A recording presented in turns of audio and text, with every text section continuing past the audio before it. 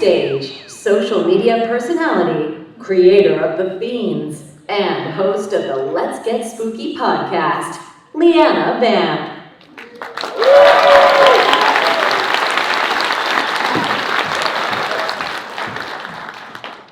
Hello everyone, and welcome to a very special live recording of Let's Get Spooky, and I am super excited to introduce my guest. He's a director, executive producer, special effects and makeup supervisor on AMC's The Walking Dead. Put your hands together for Mr. Greg Nicotero.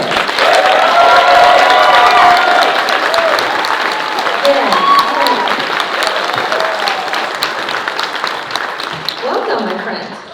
Hi, how are you? We had a whole pratfall rehearsed. We did. I was going to fall and trip and explode, and it was going to be 10 gallons of blood. But the air mortars didn't work. Otherwise, you would all be covered in blood. So listen, it would have. I had paper towels, but I don't have enough paper towels, so it would have been a mess. that was the problem. In Long Beach, we didn't have enough paper towels to clean up the blood, so they discouraged us We opted from out. covering everyone in blood. But maybe not. So I am so happy to see you. It's been a little bit of time, but we go way back. We did. We were just talking about this about like 7 years, right? Yeah. At some random convention somewhere in the world. It was random conventions, and then you became one of the spokespeople for The Walking Dead. Yeah. You were kind of like the face of the show. Yeah, it was super fun. That's And then COVID happened, so you know we'll get back there. So then you were a half a face. Yeah, yes. For the show. So we have an hour of fun in store. We're gonna hang out, we're gonna chat, we are gonna share some spooky stories, and if you're up for it, we're gonna play a couple rounds of What's in the Coffin. I already know. You don't know. I do. No, you don't know. But okay, I was just told behind backstage that we have to play this game. No, but, I didn't say you had to, I said you No, wanted but to. it's gonna be an interactive. Oh, thing. okay. I think it's gonna be good. It's okay. All right, it's gonna be fun. I mean, I know it's gonna be fun because I know what's in the coffin, so it's gonna be great for me. There you go. Yeah, I do. Unless you have some surprises in store. So when I have a new guest on the show, I like to start off with some of your firsts, because I feel like we get to know you a little bit more. I mean, everybody knows Greg, right? We all know Greg. We all know the amazing things all the time. But we want to take it back. We're going to take a trip down memory lane to wee little Greg as he was a child. And we're going to find out what your very first horror movie was and how old you were. Because I think this is a very telling question. We learn a lot about a person by their very first I already love this interview. Okay, so my dad was a big tech junkie. And we're talking about like 1970s tech, which is like reel-to-reel VHS or reel-to-reel. Like it was kind of crazy. There was one store in Pittsburgh called Opus One, and they sold VCRs. So VCRs, everybody know? Raise your hand if you know what a VCR VCR is. Yes? Okay, all right. And Some all of the them. old people just raised their hands. The young people are like, what is this? That was What like are a these letters they 7:30. speak? So we had a TV that you could plug the VCR into, and it would record the signal. Okay. From the rabbit ears. Rabbit ears. Okay, rabbit ears, not just Bugs Bunny. Yeah. There were like 4 channels. Okay, it's a long story. We have an hour. Anyway, the first 2 movies that we ever recorded, Christopher Lee, Horror of Dracula. Amazing. One of my favorites. And the second was The Time Machine. So we had these 2 movies, and the trick was the reel-to-reel recorders were, the tape only lasted an hour. So you would have to, it would run out halfway through the movie, and you'd have to re-thread the tape. So you missed a little bit. You missed You can never get it back. 12 seconds. Yeah. But I will tell you that was part of what made me really good at directing and editing and stuff, because you'd have to wait till the commercial, if there was a commercial, and you'd have to re-thread. So Wait, so you did it in 12 seconds? I feel like that's pretty impressive. I was really good. Yeah. So Horror of Dracula and with Christopher Lee. So the opening scene with the credits and James Bernard's theme, and then you see the Dracula coffin and the blood drips on it. I know she knows. Spooky. It's okay. But anyway, those were the first 2 movies. How old were you? Do you remember? Probably 10, maybe Okay. 9. So still probably too young to be watching that stuff, right? Is there an age? That's I mean, too young? no, I say that because I watched The Exorcist, I was 8, and I'm still terrified of being possessed. Like, as an adult, the fear has grown throughout my life, and I just feel like maybe if I was 10 or maybe 12, I probably wouldn't have been so afraid, but, you know. Okay, well that's legit. So but for me, so the first movie that gave me nightmares that I couldn't sleep was a movie called Terror in the Wax Museum. And it was a cheap ripoff of House of Wax. So these people bought this wax museum, and the figures would come to life. So there was Jack the Ripper that came to life, and the characters in the museum started killing people, and it was like a low rent version of House of Wax, and it scared the hell out of me. So the only way that I could fall asleep was I would take like little kids' books, like Dr. Seuss, or I can remember the book. It was called Here Comes the Strikeout. Oh my God, and it was a book about a kid who struck out all the time, and finally he hit the home run. So I would read these books over and over again until I finally would fall asleep.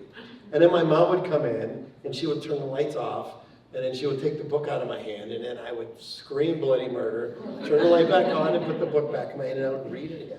Because that was the only way, because I had such a vivid imagination. I mean, wax figures are already terrifying, and then them coming to life, that's nightmares. And during the pandemic, I watched the movie again. It's so shitty. But it didn't matter Right. because it was the memory of that movie, of seeing Jack the Ripper coming to life. And it was so scary.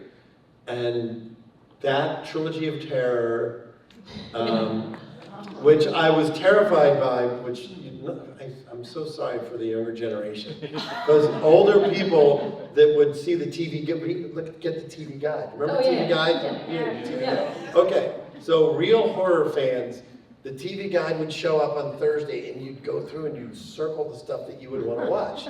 And if you missed it, you were screwed, because they weren't going to run it 17 times. Right, and there was no on-demand streaming. No on-demand, DVR. King Kong versus Godzilla, 4 Yeah. o'clock, Friday afternoon. Yeah. So the TV Guide would show up, and you would circle the stuff that you would want to watch.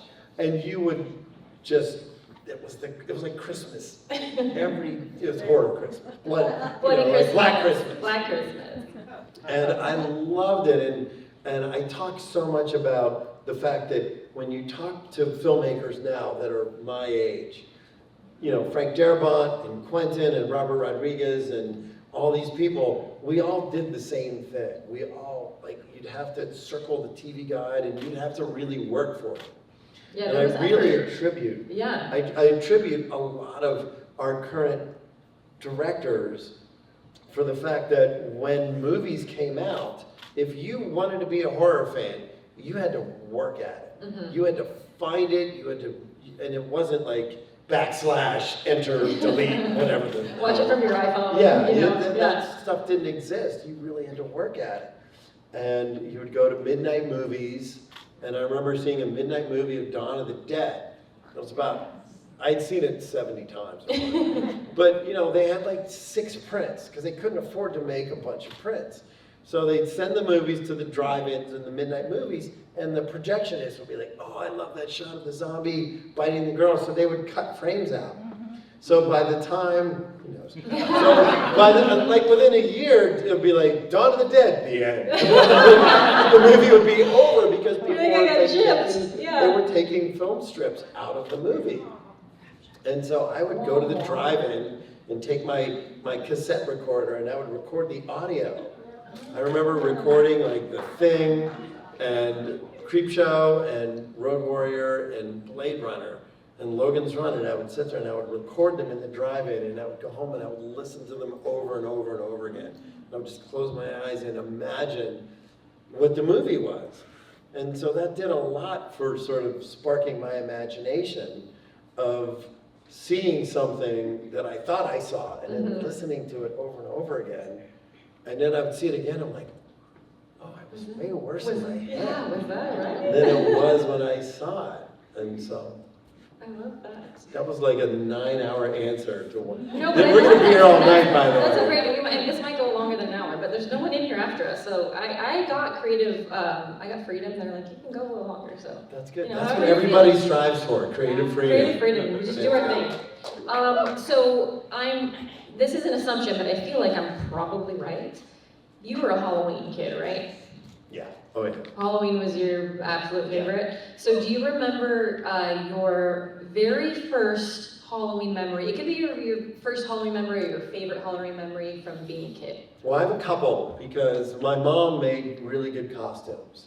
So I was the Wolfman one year. Love it. And so my mom got fun fur and she made little covers for my boots. I love you, Mom. So she stitched like black fur, because I was in Walt Disney World in 1972. It was the first time we ever went, and they had House of Magic on Main Street. I know all these old people know what I'm talking about. Thank you, by the My way. husband knows the House of Magic. He talks about it all the time. House of Magic, and I bought a Don Post Wolfman mask and hands, and of course the fur was brown. So my mom's like, well, I'm gonna make you. So she got a pair of jeans and she made little black boots, black fur boots. And I was so pissed because the fur was black. You're like, Mom. And I'm like, Mom, the Wolfman doesn't have black hair, he has brown hair. So I was really kind of pissed. So, but I She's wore trying to do them. something nice. And of course this was the 70s. So it looked like I was like a really bad disco kid with black fur boots and the brown hair. And then, of course, my dad's a doctor.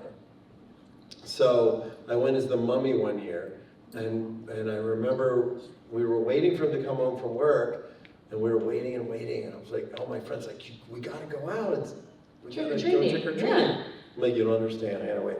So my dad came home and brought like 5 bags of gauze from the emergency room. And I'm What like, is this COVID? I'll be right out. And then I just wrapped myself up. So meanwhile, there's probably people in Pittsburgh bleeding to death in the emergency room. A badass looking but mummy. because there was not enough gauze, but I looked great. And that's really So, what's important, because if- now you have this memory to share with I this whole group of do. people. So I was a really good mummy, and I was the werewolf. I'm going to write a short story called The Werewolf with Black Fur. And that'll be a creep show episode maybe. But, Yes, please. Yeah. So I think you mentioned a memory of being afraid from watching a horror movie when you were younger, but do you remember the first time you were afraid? And it could be maybe it was a horror movie, maybe you got hit with a baseball. Well, I don't I'm know. terrified. I'm terrified of spiders. Terrified. And it's a very No. Yes. Terrified. Who said what? I'm watching. No, you don't. Okay, so and I know the day that it happened. So we were in the basement of my parents' house, and my folks are massive movie buffs. So like when Planet of the Apes came out, and From Russia with Love came out, and all these movies, my parents would take us. 2001, I had no fucking idea what the movie was about. I saw it 70 times when I was a little kid. And I was like, oh yeah, and then there's this weird psychedelic drug trip. I'm like, I don't know. It's like these lights. It was I know, weird. it's very harsh. So my dad showed us Alexander Korda's version of Thief of Baghdad. And Sabu fights a giant spider. And it was this amazing puppet that had to be 15, 20 feet across. And it was a marionette. So I saw it and it scared the hell out of me. And it was like, I was like, before I watched it, I love spiders. They're the greatest. They eat all the insects, and it keeps the population of insects, and they're the greatest things in the world. And then 2 hours later, they are Satan! We must kill every spider. Like a little spider, but then a 15th, that's terrifying. Okay, I so feel then like we the should all next, be afraid of that. so here's the kicker. So I'm like, okay, spiders, not so good. So then the next day, I go outside in my backyard, and there's a banana spider about that big, and it's black and yellow, with big legs, and I swear to God. And it was the day after I saw Thief of Baghdad, so I'm like, they're invading! It was before Giant Spider Invasion, where they made the giant spider and put it on the Volkswagen and drove it down the street. Any of you that know that movie? Terrifying. So not a big spider. And so when we shot Creepshow, we did a couple spider things. I actually let a tarantula crawl on me. Tarantulas are great. I have one. I was very... I would have brought, if I would have yeah, it's not in my backpack or anything. If that's in the coffin. Listen. Guess what's in the coffin?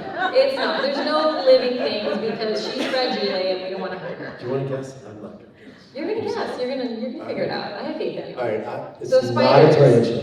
And you were little. I feel like I'm getting a little better. We shot an episode of The Walking Dead last year where Daryl and Rosita go to this farmhouse and they save this woman who's stuck in the farmhouse. So they go through this whole herd of zombies. And we had 200 extras and the crew's sitting outside and the house is there and they're like, Greg, don't go on the front porch. I'm like, what are you talking about? I can go wherever I am. I'm producing the show. I'm told what to do. Executive producer EP Greg Nicotero. I can do whatever I want. I didn't say that, but it was funny. This is the common dialect. However, they're like, don't go on the porch.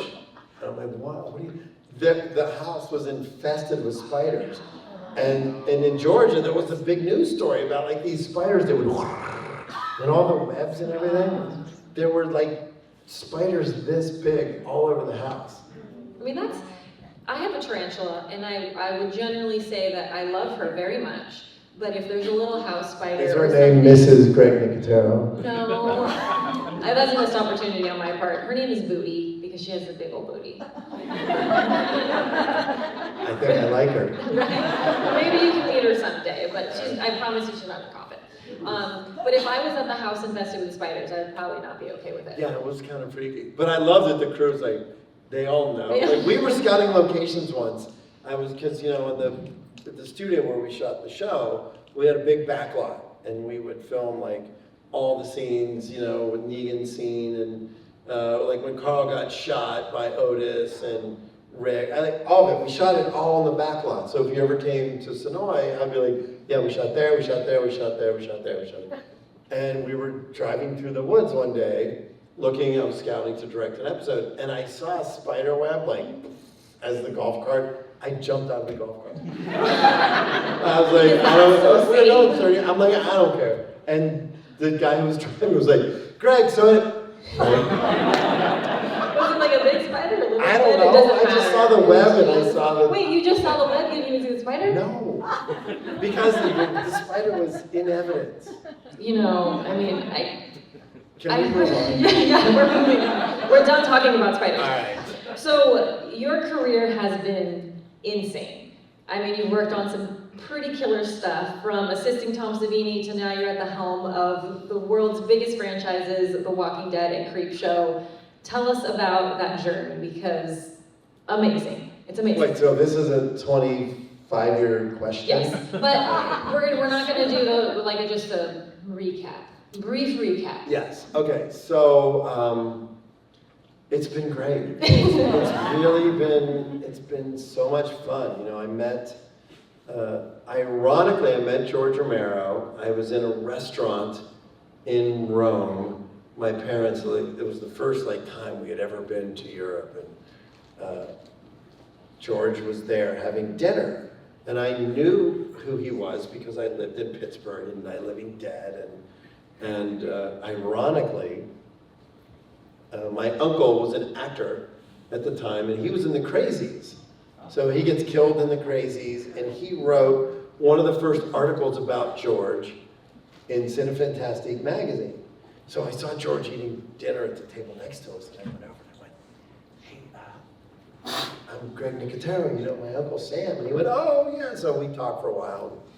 He said, oh, you should come visit. My office is downtown Pittsburgh, 247 Fort Pitt Boulevard. You should come visit. So literally, You remember the address? Of course I remember the address. So we flew home, and the next day I'm like, Mom, Dad, can I borrow the car? And I probably drove to George's office, right when I got back. But he was one of those people that just was like, yeah, come by anytime. And the craziest thing, and I'll show all of you the video on my phone later. So they offered me a job as a production assistant on Creepshow when I was 17. And I said, well, that's great, but I'm getting ready to go away to college. I'm going to be a doctor because I'm following my dad's footsteps and I'm going to save people's lives. You're saving lives in a different way. Yes. So, real blood. So anyway, I said, look, I really appreciate that, but honestly, I can't. So they said, well, look, if you want to come visit, come by the studio anytime. They were shooting in Monroeville, Pennsylvania, right where they shot Dawn of the Dead. It was down the street. So I would go visit the set. And the first time I went to visit, I'll never forget this. I drove out. They had rented an old high school. The offices were in the high school, and the sets were built in the gymnasium. So I parked my car, and I'm like, I don't know where I'm going. So I walk into the gymnasium, and I walk, and I see all this wood and these struts, and I walk around the corner, and I'm in the set, which I would later find out was the crate. There was a big swath of blood on the floor, and it was like the checkered green and white floor, and I went, this is so cool. Like 1 minute I'm standing there looking at the back of like all this wood, and then I walk around and I'm in another world. So that's where I met Tom Savini for the first time. I met Tom at that visit. So I would drive there on weekends and hang out while Tom was building Fluffy, and he was building the effects for Creepshow. So I became sort of part of the crew as a fan, like a 17-year-old kid. And they were, like nowadays they were like, get that kid out of here. Who are where's you? your Where's your NDA? Do you have an NDA? And where's your pass? Yeah. But back then, like they loved that kids would come and hang out. Right. So that was my first experience, was going to visit the set of Creepshow. So I go off, I do 3 years of college. I'm really smart. I did great. Round of applause for your round of applause. I knew you were right. You didn't have to clap. I don't want your sympathy clap. So then the summer of my senior year, this is the funniest thing, and I'll make this story short, but so I'm interning at different hospitals. So I'm working in Pittsburgh, and I'm like one day I'm working in cancer research, and one day I'm doing cardiology, and one day I go in and I work surgery. So I'm watching like doctors cut the stuff open, and I'm standing right there smelling all the burning flesh from the cut. And then the next day they go, hey, so we got a green light on Day of the Dead. And I went, see ya! And I just literally bolted from my pre-med career. And I had lunch with George, and he said, do you want a job? And I said, yes. So I drove home, got a speeding ticket on the way home, I was so excited. And I went and told my mom and dad, I'm like, hey, so remember this pre-med doctor thing that you spent all this money on? And, you want me to take over the family practice, and I'm destroying the Nicotero name forever. I said, I'm going to take a semester off school, I'm going to work on this movie. My folks went, great. They were so cool about it. And this was before, by the way, you guys live in a world where everybody embraces us loving this shit. 40, 50 years ago, people didn't embrace it. I was like the weirdo. I was like the kid who loved horror movies and nobody understood. So the fact that now we get to come to conventions and celebrate it, this is a big deal. Absolutely. Because when I was a kid, nobody. No, it's really kind of cool because I loved Star Trek and I loved Lost in Space and I loved all this horror stuff. And I took girlfriends to the movies and they're like, yeah, it was really nice knowing you. Bye-bye. Don't call me. It was so strange. Yeah. So now we're in this world where people celebrate it. Everybody's here. But when I was younger, they didn't know how to process people that loved the gory stuff. Well, why did you like it? You should like this around Halloween time. Now you have that one day, and after that, you're just weird if you still continue to want to dress up. Yeah, that's right. It Yeah, you could like it for Halloween, and then after Halloween, it's like, well, it's Christmas time. So it's really interesting to me that I feel like at that time in my life, which was late 70s, early 80s, was right before the explosion of American Werewolf in London, and The Thing, and The Howling, Yeah. and Rick Baker, and Rob Bottin, and Tom Savini, and I feel like I was there right before all that stuff happened. And it was really fascinating because I moved to LA in 1985, and at that point, that's all everybody wanted to talk about. Yeah. Was Stan Winston and Rick Baker and makeup effects and creatures and horror movies, because they exploded on the scene between, you know, Friday the 13th and Dawn of the Dead onward, and still to this day. So I feel like I was fortunate, because if that explosion hadn't happened, I would have been that kid. You would have done that movie and been like, well, maybe I'm gonna go back to med school. Or the kid who nobody understood. Yeah. Like why I thought it was cool. So thank you guys all for thinking it's cool like I do. It's cool. And also just the love in this room and the love in this convention. I mean, we've had a couple years off, but walking into the doors, we were setting up yesterday, and just walking in the doors, that energy you feel, and everyone is so happy and smiling. So thank you to all of you for coming here and supporting Greg and supporting Midsummer Scream. We wouldn't be here without you. So yes, thank you. It's pretty great. And I have to say that for the last 12 years, I've been in Georgia every summer filming The Walking Dead. So this is the first summer in 12 years I've been home. So I'm like, damn, it's hot here. I was like, it's brutal though. Georgia's, I know, but you're used to it. You're used to the So I was like, humidity. why is it, I don't remember it being so hot. And I think my wife went, you haven't been here in 12 years. You forgot. So I'm excited to be here because I've always loved this show, but I never got a chance to be here. So I'm walking around going, this is so great. It's the best show. It's the best. Midsummer Scream is the best. So I want to get into, so I am a lover of all things spooky, all things paranormal. I've done a lot of ghost hunting, and a lot of your work has taken you to historical places, haunted places. Have you ever had any sort of experiences? Okay, so yes. And it's really, I'm so glad the answer is yes. It's a really funny story. So there's a movie that John Carpenter directed called The Fog. So those of you that have seen The Fog, okay. So there's a house in The Fog that Mrs. Cobritz, who's the babysitter of the little kid, and it's on this lake in Point Reyes.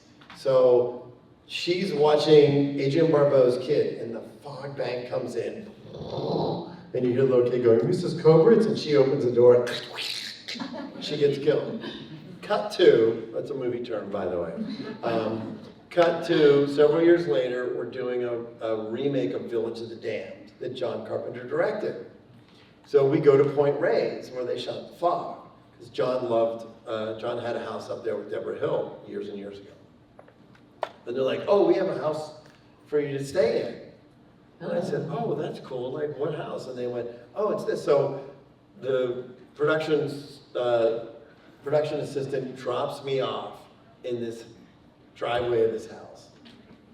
And I walk up and I'm like, it looks weirdly familiar. I've seen this before. So I open the front door and there's a front porch that had about 200 crosses nailed to the wall. And this is like, they're like, hey, this is the house you're going to stay during production. And I went, were these here? And they said, oh, well, the woman that owned the house who died here put those up before she died. Sounds perfect. And I went, huh, okay. So I wish I had pictures, because that was before cell phones. I don't have any photos of it. So we walk in, and it's the house from The Fog. It's the house where the woman gets killed and the little kid is hiding, and then Jamie Lee Curtis and Tom Atkins save him. So we go in and they're like, oh, this is the house, and Meanwhile, in your mind, you're like, oh God. And the woman died here. But meanwhile, so I was like, okay, great. So we go to the grocery store and I open the cabinet, there's food there. It's like an Airbnb. They left everything. Like when the woman died, they're just like, yeah, it's all fine. There was like medicine in the like old crusty food and medicine? Medicine in the cabinet in the bathroom. And I took all of it. Which is maybe why this story gets weird. You were almost a doctor, so you would know what to do. Yeah, I went, yeah, this is fine. Yeah, that's No, fine. but so one night, so I'm like, all right, so they're telling me a woman died in this house. There's all the crosses, there's all this weird stuff. So one night, and it was on, the water went out to the ocean. So when the tide would come up, it was water from the ocean. And at night, the rats that lived under the house would scurry around as the water would come up.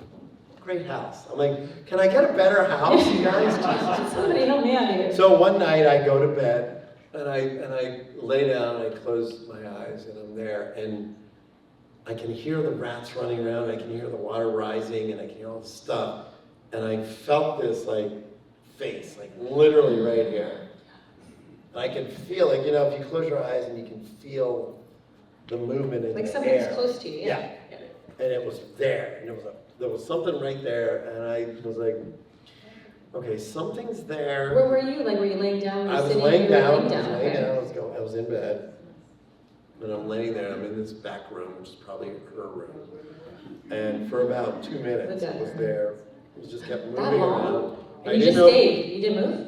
No, I didn't open my eyes because in my head, of course, my imagination is pretty magnificent, as you can imagine. So I'm like, whatever I imagined, she was probably like, hey, how's it going? Really? But in my head, it was like Bernie Wright's. And, so I'm She's just probably like, a very nice lady. We didn't even give her a chance. she probably was like Yeah. trying to I wait. left the medicine for you and the crusty food in the couch. I know. Anyway, so that might have been the last night I slept in that room. Yeah. So then I slept on the couch. With You the stayed in the rats. house, though. I stayed in the house. I mean, it's a And pretty then iconic house. and then we went back to LA and then we came back and I'm like, motherfuckers, I want another house. Don't make me stay in that house again. I'm not staying in that house again. So I had a different house. But it was one of the first times where it was there and I was like, okay, do I want to open my eyes? Because whatever I see, so I just chose to just let let it it be. be. But you felt something. Yeah. Felt something. That's great. Yeah. I love that. And then the next day, my wallet was empty. She took all my money, all my per diem, my car keys were gone. I was Everything. I mean, she was just trying to distract you. Yeah, I heard my car go. Oh my goodness. Not That's true. great. That's great. That last part was not true. But it was I guess it wasn't really a pleasant experience, but it wasn't like a scary experience. Oh, I was. Or were you I scared? was pretty scared. Were you? And you were alone, so I guess that could be a little Yeah, scary. in a house with 200 crosses. I was expecting fully to walk out and see all the crosses, and they would all be No, like. turned outside. upside down. So I'm like, I'm going out the back door. Yeah, I'm not gonna So walk they're like, by hey, crosses. the car's been out front for 10 minutes. I'm like, yeah, I went out the back. Yeah, see you later. It was really freaky. I mean, And John laughed at me. John Carpenter was like, do you think it was on purpose? They're like, oh, we're gonna get him that house. you We can know, get him a hotel, probably. but- I'm sure John went, Nicotero would appreciate this house. And you're like, no, I don't. Yeah, I'm like, I don't like it at all. yeah. No, thank you. So, That was a funny story. as a person who you create literal fear for people in very different ways depending on how people interpret your films and your shows. What is your biggest fear? Besides spiders. We know you're afraid of spiders. Well, I don't know. I'm not afraid of much other than that, Just honestly. spiders. Yeah, because I realize that fear cripples you in certain ways that stops you from doing what you are meant to do. Mm-hmm. And I don't, people are like, what movie scares you? What's this? Most of my events that scared me when I was much younger. I mean, that moment that we're talking about from Village of the Damned was in 1995 maybe. I think because I'd been through a lot in my life at that time, I might have been a little more susceptible to it, honestly. But I don't, I'm afraid of things that parents are afraid of, like your children. Your kids being saved. And things like that, but Yeah. those are irrational fears Right. that come from separation. Like when I'm away from my family for a long time, I have weird anxiety about that. But that's anxiety That's based completely on normal. guilt. That's Yeah. anxiety based on me not being able to be around my family. But like when we're on set and like the actors are like, oh my God, that terrified me. I'm like, Amateurs. yeah. So, you know, it's a good question because, you know, from a sort of deep primal element, I'm not really afraid of that much stuff other than kind of that spidery thing. Spiders, yeah. I mean, But crabs are fun. Crabs are fun? Crabs, that's weird. Like, so people are afraid of spiders, but crabs, I don't know. I mean, I feel like you're gonna encounter spiders probably more often than crabs. We're in Long Beach though, so I feel like crabs maybe is higher on the list this weekend, but I mean, for the most part, I think you're fine. I don't know. It's anybody's game. Yeah. We still have 2 more days. Very true. Okay, so now I'm gonna ask you about aliens, vampires, werewolves, Bigfoot, Mothman, Loch Ness, Chupacabra. Do you believe in any of that stuff? Long pause. I'm thinking, you know, vampires, werewolves, like that kind of stuff.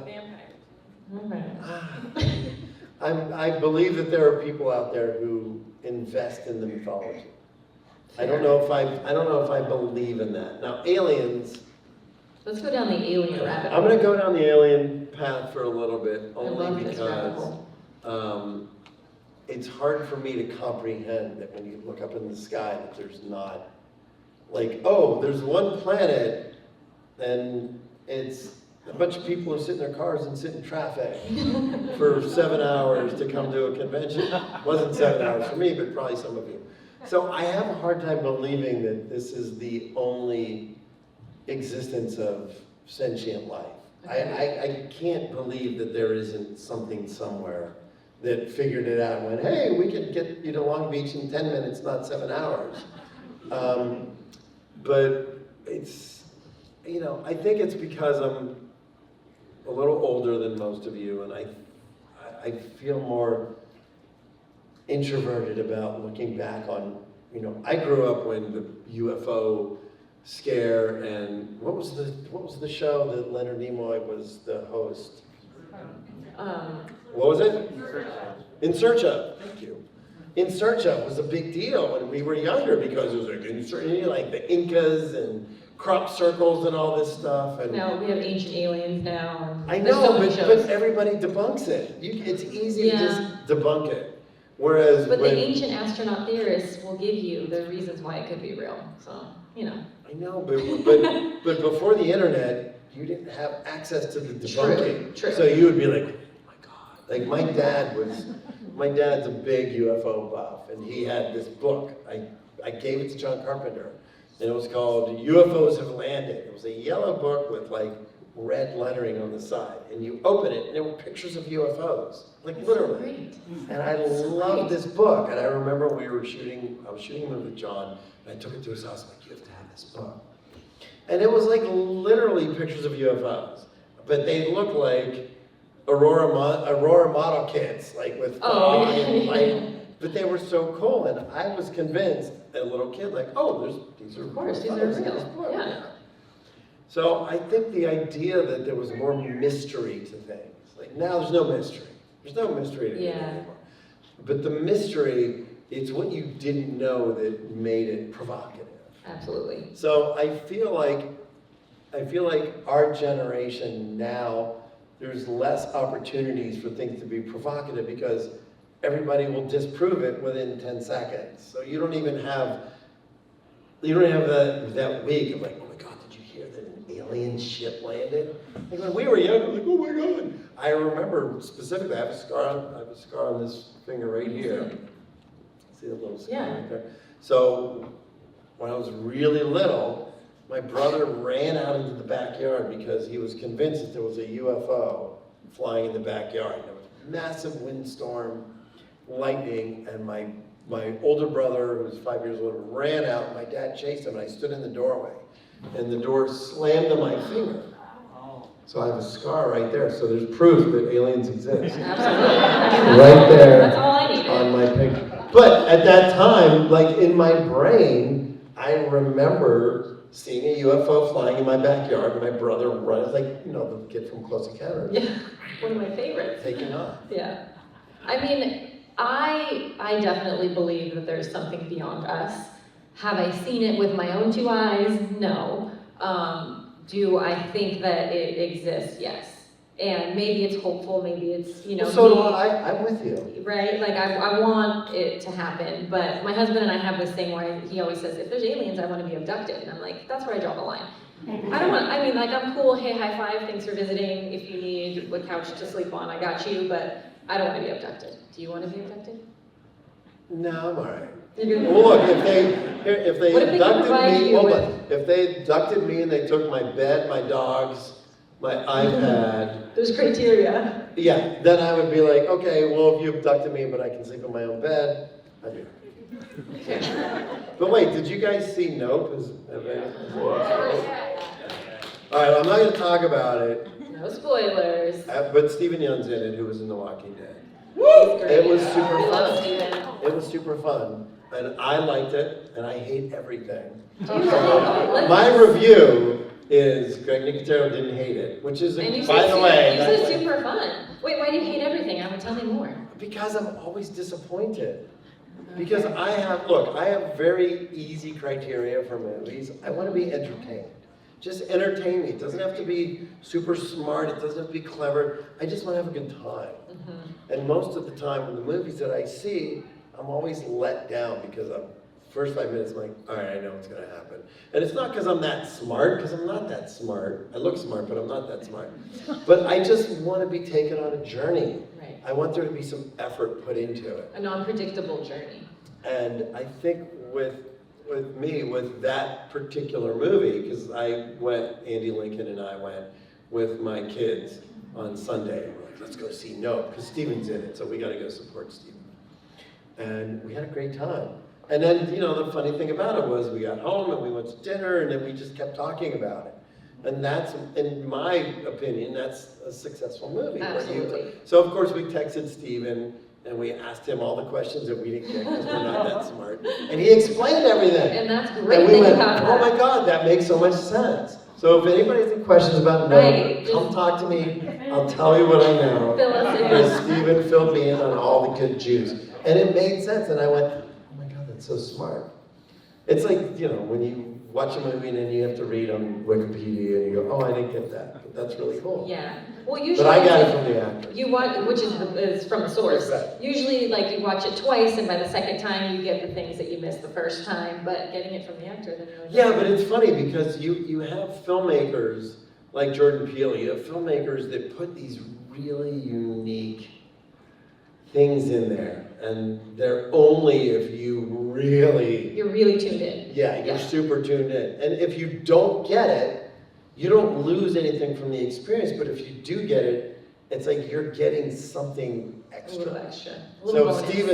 Stephen was texting like, oh, this is what that means. And I went, No I would have never way. got that. Because I'm not that smart. Which is, But it was really cool. So anybody wants to know? it's impressive too, because to be able to do something new, I think at this time we're not seeing a lot of newness. We're seeing a lot of things being remade and old things being redone, which there's totally nothing wrong with that. But when you see something that is, you're like, wow, I didn't think of that, or I've never seen that before, it's pretty impressive. I mean, I love Jordan Peele's movies because they're so unique. And the conventions are completely thrown out the window. And that's what I love about his movies, because they really do keep you guessing. And I feel like a lot of filmmakers could take a cue from that in terms of just really, I don't want to ruin anything for people, but I had a good time, and I loved that when I walked out of the theater, I kept talking about it. Yeah. And thinking about it. And those are the kinds of movies that I really enjoy. Movies, I loved Hereditary. Love that movie. Loved Hereditary, had no idea where it was going. Love Ari Aster's movies. And then Midsummer, very different. It was such a different experience, and my 20-year-old son went crazy for that movie. He and I went to see it. And those movies are very, they divide people. You either love them or you hate them. Absolutely, yeah. People like, I talked to Tom Savini, who just hated Hereditary. I loved it. I loved it too, and I had no idea what to expect. But it's funny because you have people who either love it or they hate it. And if they hate it, I'm always like, huh. Tell me why. It creates a conversation. Why did you hate it? And if they go, well, it's just stupid, then you're like, all right. Well, then never mind. We're not going to get into this. We're done. Never mind. But I love movies like that. I love movies that engage me and that entertain me. And I don't want to know where I'm going. I don't want to figure it out. You're in for the ride. And I want the ride to be good. And if the ride doesn't pay off, then I'm going to be pissed. Yeah. Well, I think with that, we're going to move on. For this, What's in the Coffin. I know you've been waiting. So we're going to do this quick because I know you guys had questions. So we're going to do What's in the Coffin and then we'll open it up for some questions and we'll go from there. Are you ready? But I want some help from the audience. Oh, no, there's no cheating. Yes, That's no, it's cheating. not cheating. Come on. It is. They don't know what's in there. How's it cheating? No, they're going to know because they're going to see. Oh, you're going to just show wait. them and then I Yeah. have to guess? Yeah. Okay, By the way, there's a mirror right there, so I could probably see what's in there. don't cheat. No cheating. Hold on, I'm going to put this down. There's no cheating. All right, should I walk off stage? No, you can just stay there. All right. I covered it. Oh, you're going to put it right in front of me? Yeah, because you can't see, so they can see. Oh, you can't see this one. We're doing 2 rounds. I'm gonna hide this one. This one? You mean that one? Yeah, you can't see that. All right, wait, do I get clues? No, Oh, you have to do it, yeah. So there's hand holes here in the side. Well, oh, I want to touch it. Yes. Oh, I don't know how to, you have to explain the game to Okay, me. you need 2, you're gonna need 2 hands. All right, so I'm I'm gonna putting hold the my, microphone. I'm going to save the audience and put my microphone down. Okay. So this is how this game works. There's 2 handfuls on the side of the coffin. Right. There's an item that is on a raised platter. So you're going to go in there and you're going to feel it. And you're going to have to do some work to figure out what it is. I'm going to hold this and I'm going to hold Is this. this like something you got at the hotel when you check in? No, it was in my just suitcase. It's just this, right? Well, you have to, okay, open the bag and you're going to get a hint. Oh, I have to open the Sorry. bag. Oh. I thought you had X-ray vision. I thought you would at least see Well, it. if I had X-ray vision, I would know what it was. Wait, you can't. I don't think you can see it there. No, I can't. All right. I don't know how to. Do you need help? I think we might. Hold on. Hold on. I'm just going to continue until I find it. Someone help. What? Yes, Kelly's gonna help. Here. She's gonna Just do don't it. chop my fingers off. Just don't let him see it though either. Just no one can see it? No, he can't. Everyone else can see Everybody it, right? You else guys knows what already it know what it is. Oh, this Anybody that knows sign language, just sign it to me. No cheating. Hey. No cheating. There we go. Okay. So now she's gonna put the item. You have to. There you go. Aw, that's your only hint. Aw. Do you want a hint from the audience? No. Okay, all right. You said you wanted help. Thoughts, comments, concerns? I'm just thinking. Okay, so there's little flippers, and then there's little feet. Yes, there's little feet. It's not a starfish. It's not a starfish, but it does have little feet. And it. I'm trying to pull it to see if it makes a noise like mama or No, something. that's attached. It's attached. It's attached. What is it? Wait, what's your little boy? That's called cheating. No, it's not. Look, he's gonna help me. You want to give him a hint? Give me a hint. Give him a hint. It's something adorable. He said it's All right, something is it you? Oh boy. One more hint. Oh, it's a gremlin. Okay. You can take it out now. You can look at it. It's yours. Oh, Look at how cute it is. Aww. Here, catch.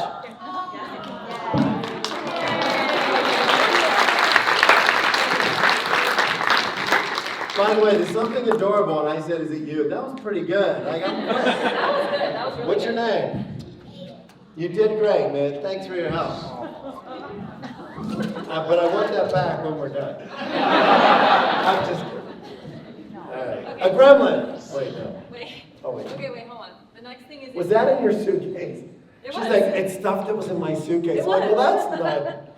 I mean. It's socks. Toothbrush. This next thing was not in my suitcase, but I did get it at the hotel. And, Ah. and there's It's that's mean. all right. It's It's not potato salad, It's not potato salad. but it feels like potato salad. That's fair. It's like dip. It's like, I mean, I think I can give that to you, because technically it is a dip. What kind of dip? Maybe you can smell.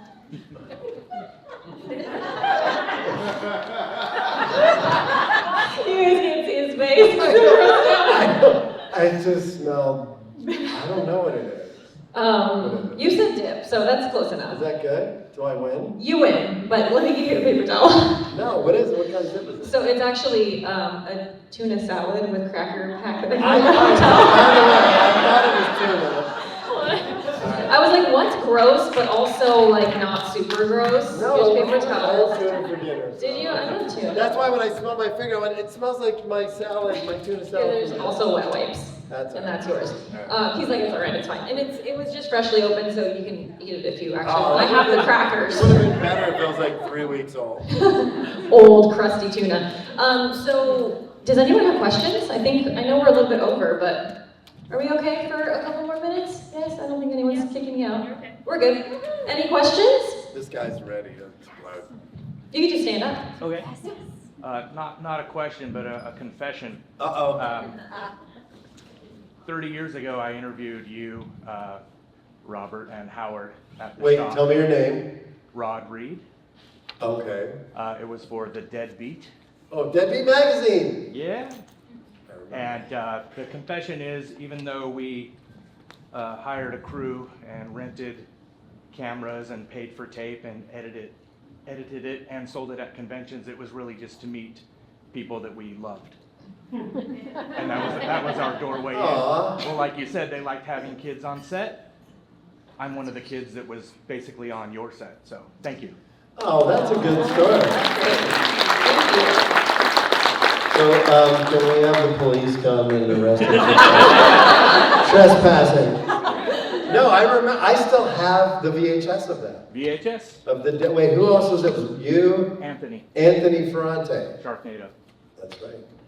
Who, by the way, has asked me like 10 times to do a cameo in Sharknado. Do it. And I would do it, but every time he's like, yeah, we're shooting in August. I'm like, I can't do it. That's right, Deadbeat Magazine. Wow. I thought you were going to say that you came with a camera crew and then you shot the whole thing and you forgot to put film in the camera. That's what I thought you were going to go. Tragic. But I know you didn't because I have the You have VHS. the Well, hello. so thank you. Yeah, oh, that's nice. All right, follow that, guys. Yeah. Good luck. Over there, tall, handsome guy. Yeah, yeah, you. Do you have like a zombie book of just your ideas and stuff that you want to do? Because you've done like hundreds of unique zombies. You keep like reinventing zombies. Is there like a book or something that you'll like eventually ever release of just all the concept for it, or? You know, interesting, that's a good question. They just released an Art of the Walking Dead universe book. They're great. And They're so we good. had talked about doing just a zombie book.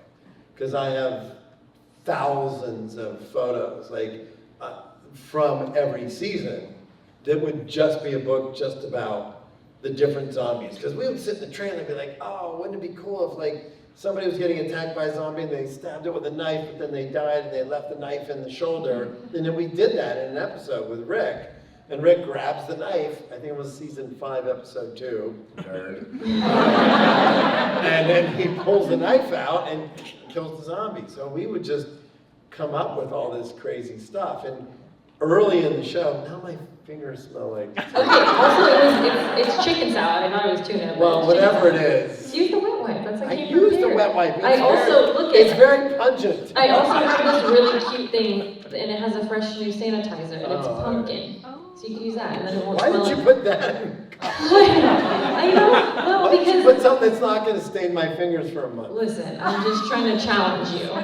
Challenge So, anyway, but that was, when we did the first couple seasons of the show, and it was Frank Darabont and I, we were such lovers of the genre that everything we did was to pay tribute. Have you seen the trailer for the last chunk of The Walking Dead was online.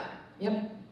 So there's a beat where the zombies are like using rocks, and everyone's like, "Oh my God, they're They've evolved." evolving." Yeah. And I'm like, "Yeah, but when we did season 1, episode 2, when they're in the department store, we hadn't figured the rules out yet. So we're like, oh yeah, just give them a rock. And chase Steven, Do whatever you want. Steven and Andy down the street in Atlanta.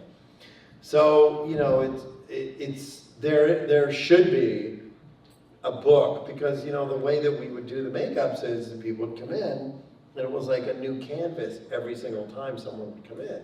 And the artist would have an opportunity to be like, oh, this would be cool, what if we did this? What if we did that? You were never a zombie.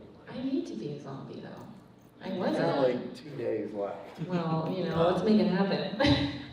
So it was really fun. And then, they would come up with ideas in the script, and sometimes they would say, what if we did this? What if we did that? And I would say, oh, they did that in Day of the Dead. Oh, Peter Jackson did that. Oh, Romero did that. So I would sort of discourage them from doing gags that had been done before, because I was such a zombie aficionado that I would know that people would call us out. Oh, we've done that already. And then after a while, I kind of thought, well, the people that would call us out are probably all 60. And the people that are watching the show are probably, younger folks. Haven't seen those other things. That Or even haven't if they have, seen. it's a new version of it. Makeups have evolved Yes. so much since then. Yes. So I would sort of acquiesce at some point. I would buy that book if they did a full zombie one. I think everyone would. And my phone, the funniest thing is, if anybody ever hacked my phone, and they're like, we're gonna get pictures of Greg Nicotero naked. You're not. You're not gonna get any pictures of me. You're gonna get 1,000 pictures of zombies, and you're gonna be really disappointed, because no one's gonna, You never know, though. You're not gonna ransomware me, Oh no. because all it is zombie pictures. Yeah. So- but maybe somebody's into that. Good luck. Okay, I think we maybe have how we That was doing a on very time. random comment. Maybe we have time for But two it was more. funny. Two more. So you, dealer's choice. You pick. This girl there. Alright, so Okay. you said you went to med school for 3 years. Yes. Do you know what the difference between an enzyme and a hormone is? I do. Yeah. Yes. You can't eat an enzyme. What's that? You can't eat an enzyme. That's fine. I was like, where is this going? I wasn't sure where it was going. It was good though. It was very good. It was very good. Thank you. So that was your question? Do you have? It was now perfect. wait, stand up. Now you have to actually ask a question. Okay, so this is my friend Maddie. She's a makeup artist. She admires you. Hi, Maddie. So my entire goal is to just get her out of her comfort zone. Okay. She told me not to tell you a dad joke. Okay. So wait. So hold on. So you sit down. Maddie, stand up. Yeah, Maddie. Give it up for Maddie, everybody. Woo! Okay. So here's the question. If you could work on this is in any movie in history, makeup, Wizard of Oz, any movie, Planet of the Apes, Exorcist, what would that movie be? It would be anything horror. I'm really, really into special effects, so anything Walking Dead, American Horror Story, all that is stuff I really want to do. Great. Good answer. Working with it, I don't know if I think it's more beneficial for that line of work. Well, if you have a great portfolio, people will want you. That's the advantage. So just keep working on it. Thanks, Maddie. Thank you. Okay, we have time for one more. I can't. The light is blinding. I think we should pick her And because the she's hat. good No, at it. yes. You have a great hat. Thank you. Oh, yeah. Thank you. Hello. Okay, of all the horror movies on this planet, what is your favorite score? Oh, you suck. I know, it was like you thought it was That's like, by the way, like an easy it's an one. amazing Great question. question. Because I'm a massive music buff. I love, Jaws is my favorite score, but I was just talking to somebody who works with Christopher Young, who did Hellraiser. And he said, oh, he'd love to meet you. And I said, that score for Hellraiser, you know, I'd have to do like 10. I'm gonna give you 10. Top 10. Top 10. I would say Jurassic Park. I would say Jaws, Star Wars, Hellraiser, Alien, Good, the Bad, and the Ugly. That's 6. James Bond, original James Bond. Star Trek 2, Wrath of Khan, James Horner. And, oh gosh. That's one. What? Mars, oh, that's a good score. It's a great score. I have the soundtrack. I don't know if it's in my Top 10? I don't know. Look, I mean, because I would probably say like Logan's Run, Jerry Goldsmith, old school, because I love that score. Like makes me want to cry. I'll tell you, I went to see John Williams at the Hollywood Bowl last year, and I hadn't seen him in a long time, and they played Lawrence of Arabia, and I was literally like weeping. The music was so beautiful, and I went back to Georgia. And I was obsessed for a while, like watching orchestras play classic scores. So I watched, there's a great Danish orchestra that does Good and the Bad and the Ugly and James Bond. I was so moved by just hearing it. So I won't end this with, about 2 weeks ago, we scored the last episode of The Walking Dead that I directed. And they said, we're gonna have a live orchestra, play the music, and record it live. And so I went and I sat in the room. So if you come to my table, I'll show you videos. I sat in the room on the floor. I took my boots off and I was sitting on the floor because I wanted to feel the vibration. And I was watching clips on the monitor of scenes that I had directed. And I was like, oh, that was the day Norman hurt his head. Oh, I remember that was a really hard day. And then I'm watching the scene and I hear the music. And it changed everything for me. And then they got to the theme. And I had heard it a billion times, but I had never seen it played live. And there was this little female violin player. And then Bear McCreary would go like this. And she would go, for like 5 minutes. And I was waiting for blood to spray out of her fingers because it was, but I'm telling you, and I shouldn't say this, but for the last episode, they added a few little flourishes to the main title theme. And it was like very Jaws and very deep and wah, wah, wah. And I was sitting there going, and I looked at Bear and I went, that's different. He's like, don't tell anybody. Like, I'll never tell. You'll never tell. Who's gonna tell? No one's filming this right now. I won't tell anybody. But it was magnificent. And I remember going up to Bear afterwards, because you know when they do a score, if anybody ever gets a chance to see an orchestra play something like this, I beg of you to do it. So they lay the whole score out, and it's like they unfold the whole thing. And then they do it, and then they'll record it, and then they'll be, okay, so go back to part 12, and the guy looks at, and all the musicians, like they all have it in front of them. It's an amazing Rubik's Cube of things that sounds so simple, but when you see 80 people doing it, and you're like, let's go back to part 12, line 7, and let's pick it up from there. And then they stop and they go, and you're like, hold on, no, the trombone was off. I'm like, I thought the trombone sounded great. What are you talking about? So it was magnificent. So that's a great question. But, you know, music is so critical to every horror movie. And not enough people, look, I mean, I've been working on Creepshow for 4 seasons. And, you know, every once in a while you get an episode, you're like, that one's not very good. And then the composer gets it and takes it and puts some music to it. You're like, ooh, where did that come from? He's like, well, I got this and I added this. Chris Drake, who's our composer. And then all of a sudden you're kind of like, okay. you sort of forget There's a really funny YouTube video of Star Wars at the throne room without the music. And if you've ever seen it, it's Chewbacca going, "Ah!" And the whole thing is silent, and they're just standing there smiling, looking at each other. And it's like 3 minutes of nothing, and it's the worst. And then you go, oh my God, what music does to elevate those moments. So that was what's your name? That was a great question. Excellent question. I just called on you because you had a good hat, but that was a And good. she followed We through. lucked out because. Yeah, she followed through. So let's do one more quick one because I feel like somebody over here. Okay, one more. Okay, go ahead.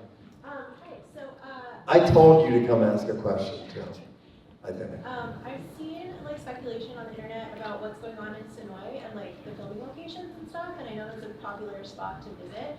And I'm wondering if you know like what's going on now, and if someone wanted to visit, should they like hurry or like? No, I mean they took all the walls down. Like Alexandria, where we shot, these poor people. There was like 6 families that lived in Alexandria in those houses. Wait, really?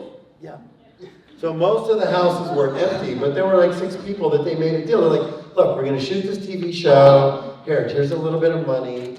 Just take this money and we're going to blow shit up. Awesome. Done. Handshake deal. So you couldn't go into Sonoy because they had guard gates because you couldn't get through the walls.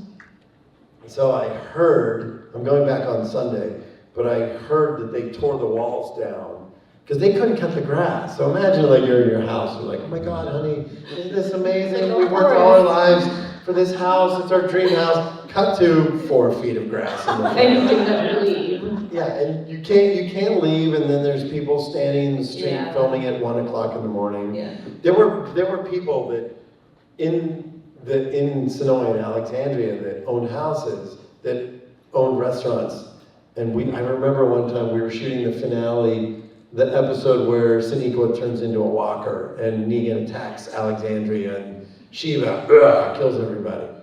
And we were filming and I look around and the woman who lived in the corner house owned a restaurant. She's like, hey, I brought you some food. Oh, like they all knew us. I walked on, hey, Greg, but the walls are down. I think now they can cut their grass, which now they're probably pissed because they're like, not great, now once a week.